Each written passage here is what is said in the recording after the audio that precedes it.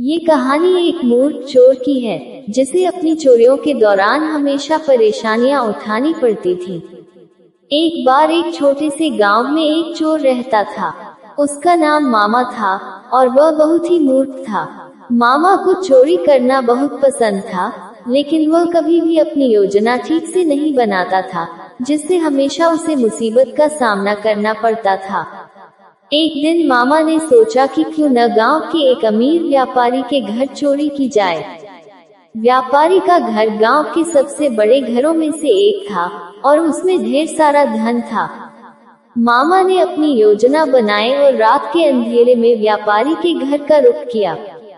वह चुपचाप घर के पीछे की दीवार पर चढ़ने की कोशिश करने लगा, लेकिन जैसे ही वह ऊपर चढ़ा, उसका पैर फिसल गया और वह गिरते हुए जोर से आवाज करने लगा। व्यापारी के घर के कुत्ते भौंकने लगे और घर के लोग जाग गए। मामा ने जल्दी से अपने कदम पीछे खींचे और दीवार से कूदकर भागने लगा। अगले दिन मामा ने फिर से सोचा, आज कुछ और बेहतर तरीका अपनाऊंगा। वह एक पुरानी टोपी पहनकर व्यापारी के घर में घुसने की योजना बना रहा था, ताकि वह किसी पहचान में न आए। वह गांव के पास एक नदी के किनारे जाकर अपनी टोपी को पानी में भिगोने लगा। फिर उसने सोचा कि जब घर में घुसेगा तो व्यापारी उसे पहचान नहीं पाएगा।